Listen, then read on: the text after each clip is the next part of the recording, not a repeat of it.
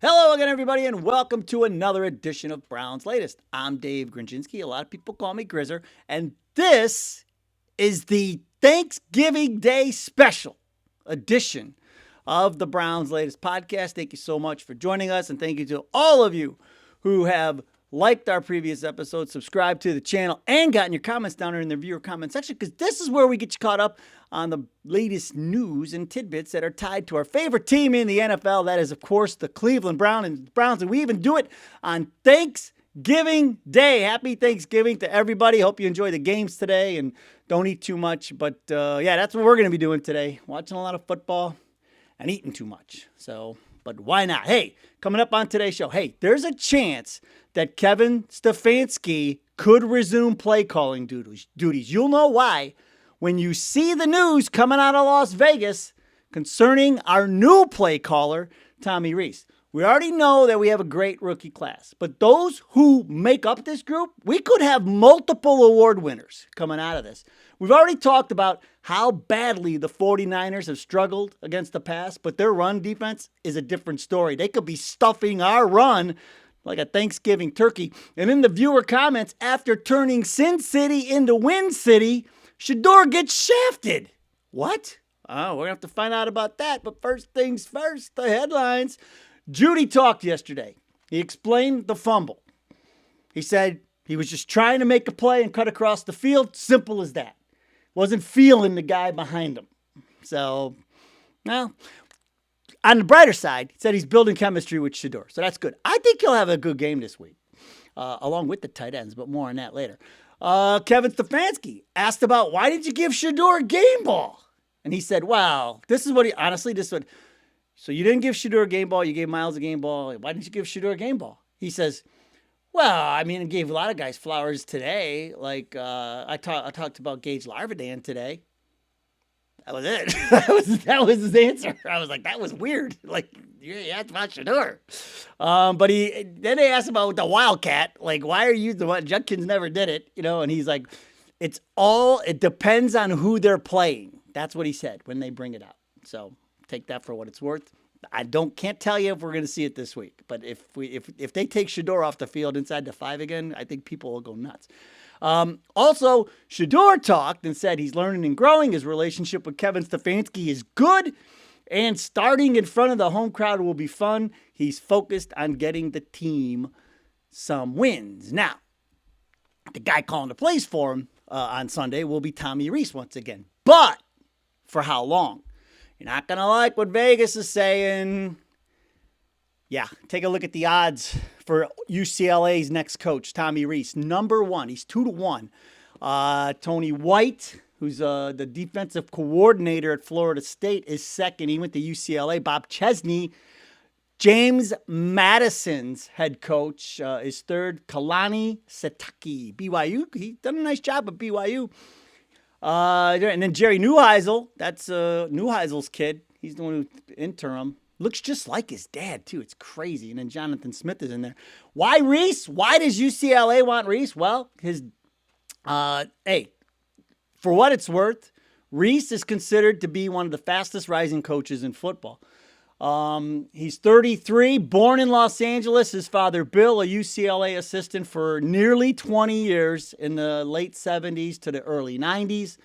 And the reason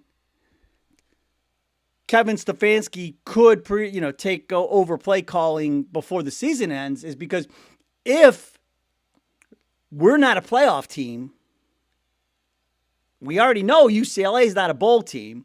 Like, that matchup could say, like, he could go and be like, look, I'm not staying. I'm going to UCLA. Can I get out of this early? And the Browns could just go, sure. There's nothing on the line.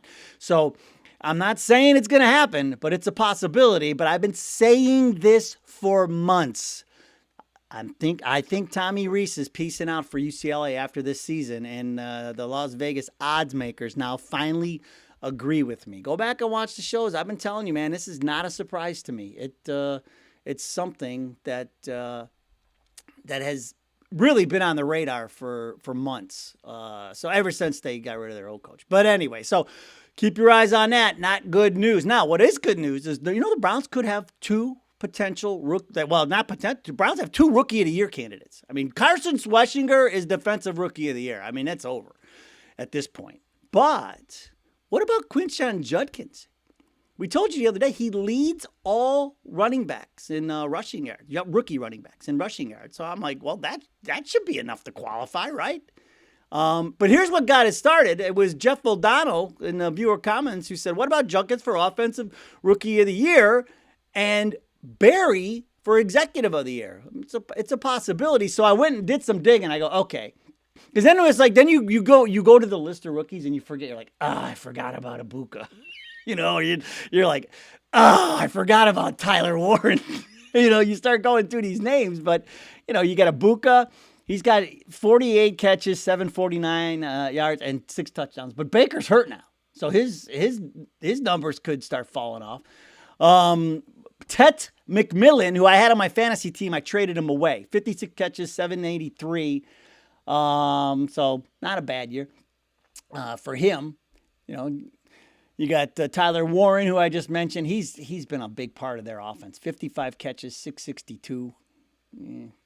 He's having a good year. Jackson Dart, although he got hurt, but he was having a good year before he got hurt. And then you got Cam Ward. He's actually having a pretty good year. I mean, they're not winning a lot of games, but maybe people will say they need to put some things around him. But, he's thrown for 2,200 yards, 7 touchdowns, 6 picks. It's okay. And then there's Judkins, man, tearing it up. I mean, Genty's in the mix. He's got 600. The thing with Genty is, he catches the ball too. He's got over 600 yards rushing, and he can catch the ball. But I mean, Judkins' stats are pretty much right there. And I agree with Barry for Executive of the Year. That could have. So you could have listed potentially. You could have Judkins, Offensive Rookie of the Year, Schlesinger, Defensive Rookie of the Year, and then Myles Garrett. He's going to be your Defensive Player of the Year. And so he got Player of the Week this week, Defensive Player of the Week, after getting screwed the last 2 weeks. They gave it to the guy from the Dolphins, but he got it this week with his 3 sacks. What's odd is that's the least amount of sacks he's had in the last 3 games, and then he got the rookie. Whatever. It's a weird thing. But, I mean, definitely Judkins is in the conversation, but, man, all of that talent, and we don't have the wins to show for it. Wonder who we could blame for that. All right, now, we're going to need Judkins to run the ball on Sunday, but I'm telling you right now, it's going to be tough sledding. I got a couple of graphics to show you to back that up because this 49, I told you, they're terrible against the pass, and they're really terrible against tight ends. But here, look at this. This is your top 10 rush defenses, and down there at number 10, they're giving up 100 a game. Only 8 touchdowns rushing allowed this year, the 49ers. This comes courtesy of Fox Sports. But when we flip you over to team rankings, I love team rankings. I use this for my betting Sundays. I look at rushing yards, rushing TDs, passing TDs, and then StatMuse has the tight end. The StatMuse tight end stuff won me some money last week. That's all I will say. It's good information. You got to use it. But look at, okay, they have 100 yards a game, but look at the last 3, 77 a game. And then Monday night against Carolina, they only gave up 69 yards rushing. I mean, it's not like they have scrub running backs. You got Dowdle and Hubbard. So it's not like, it's a pretty decent run game they have over there. So that 49er rush defense is something to contend with. And that's why I think we're really going to have to lean on the pass. I think this could be a big passing game for Shedeur this week. And definitely, after what we talked about the other day, the tight ends, man, you got to get them in play. They can't cover tight ends, especially down there in the red zone. So we're going to have to get Njoku and Harold Fannin Jr. involved. I forgot about this. Hold on. I forgot to show you this. Talking about Harold Fannin. Remember I told you Noah ran into him. Remember Noah was with me at training camp, my son Noah, who goes to Bowling Green, and there he is in his dodgeball costume, and he's with his old friend Caleb, Dr. Caleb, that night while they were out there. It was Halloween time, and so they ran into Harold Fannin Jr. He was during the bye week, and so he was there for the Bowling Green game, and they got to talk to him, and boy, oh boy, it'd be cool if Noah was here. We could ask him, like, what he thought about Harold Fannin and all. That'd be so nice to Oh man, to do that, if we could do that, but I'm not sure. Like maybe we find. Wait, hold on. There he is. He made it. I'm here. Glad to be back. That's me and Harold Fannin hanging out in the great city of Bowling Green with Dr. Caleb, of course. So, Dr. Caleb, you guys look good.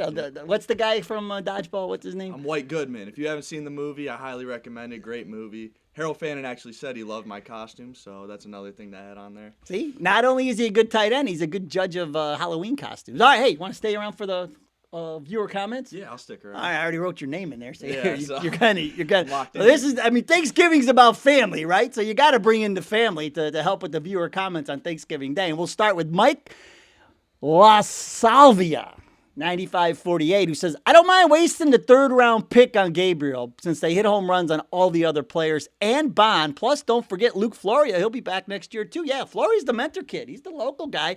But how about the draft picks this year? Well, I will say, I mean, it's just glad that we're all glad that Shedeur is finally getting his time. Like, the third-round pick, it is what it is. Like, we saw what we had with Dylan Gabriel, but it seems like we're turning a new page here. Not forgetting about Luke Floria.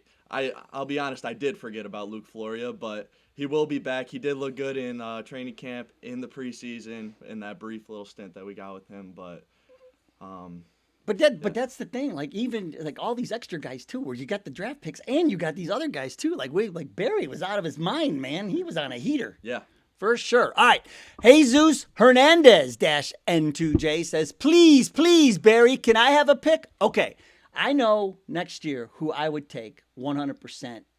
Probably maybe even with our first pick so we don't lose them. Who do you think we should take? If I'm being completely honest, I don't even know where we go at this point. If you would have asked me a couple weeks ago, I would have been convinced that we're taking another quarterback. But at this point, I mean, I think Shedeur's our guy. For sure.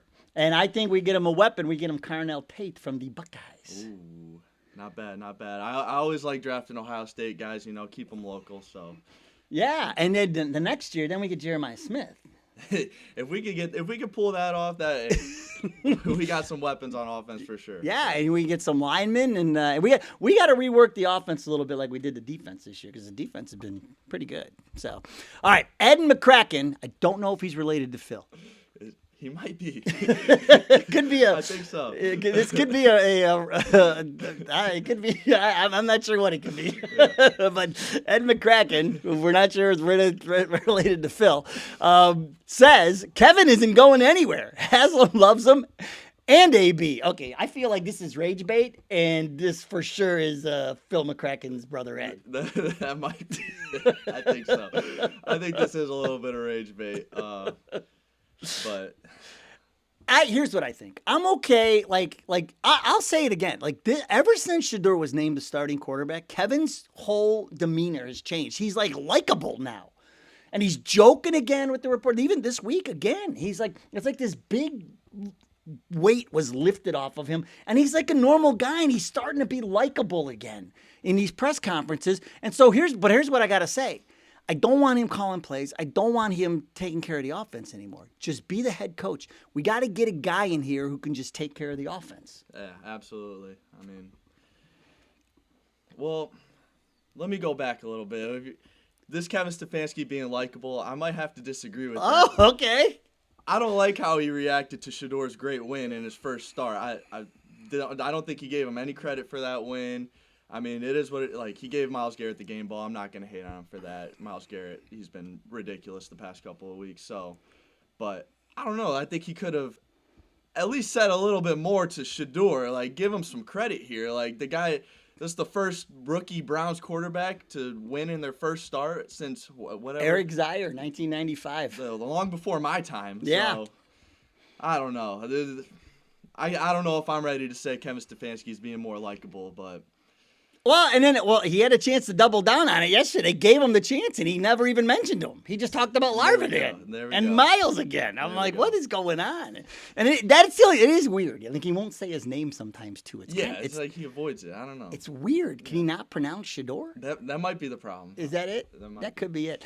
Miss Dookie, who is She's always in there on the comments. You like the names. I love the handles because sometimes they're like a straight up handle. Sometimes they're half YouTube handle, half password. Sometimes they're just a password. I'm like, I have a lot of password recommendations during this segment of the show. Yeah. So if you ever need them. But Ms. Dookie says the Browns did not even nominate Shedeur Sanders for Rookie of the Week. So here's what I did. I'm like, is it on the Browns or is it on the NFL? I investigated.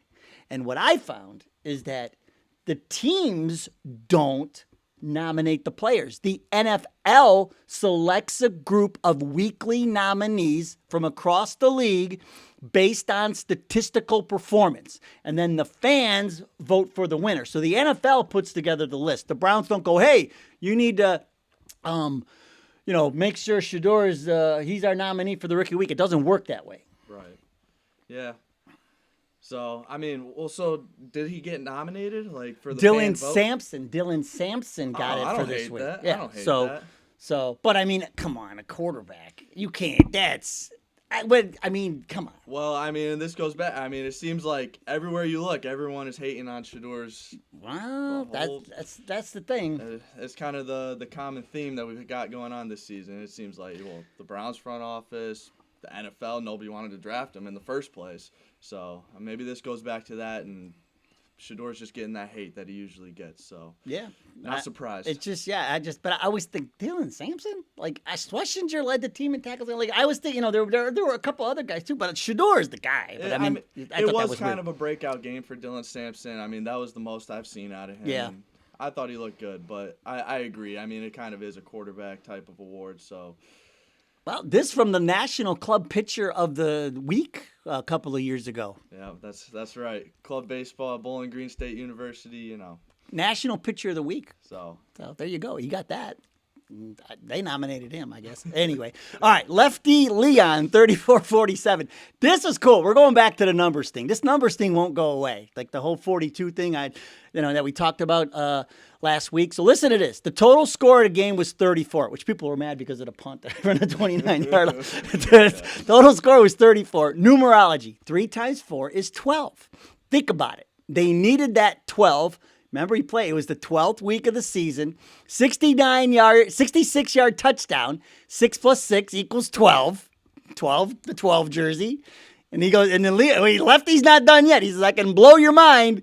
He says, 144th pick on purpose. 12 times 12. It's all in the plan. He's going to be great. They choose him from birth. 49ers, 8-4. The 49ers are 8-4. And he's the 42nd quarterback, the answer from the Hitchhiker's Guide to the Galaxy. Nah, Lefty Leon, I'm not one for conspiracies here, but you might be onto something here.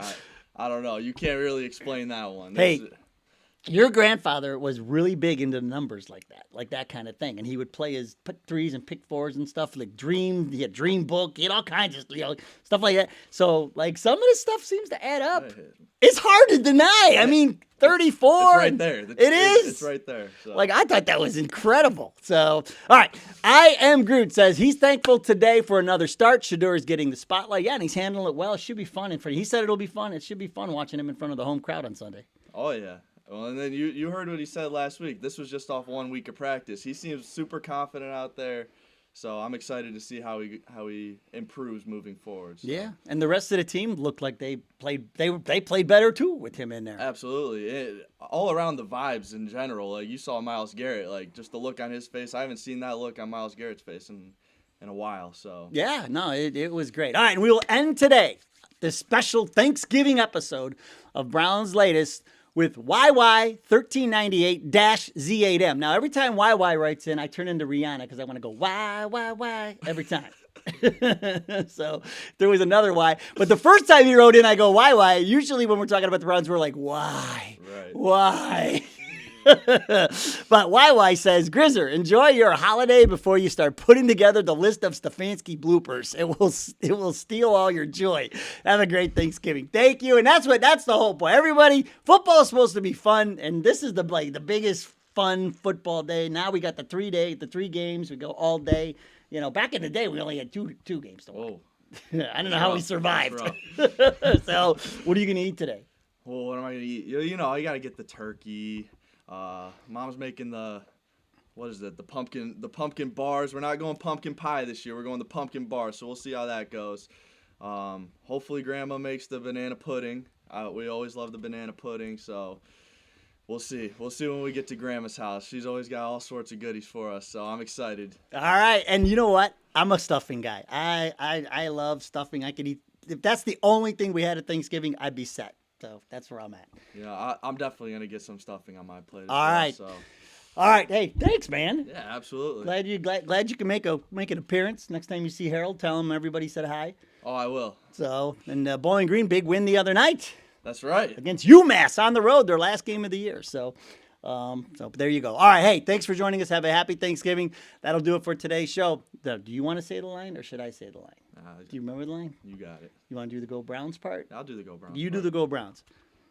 Ready? Ready. Go. Go Browns. We'll see you next time.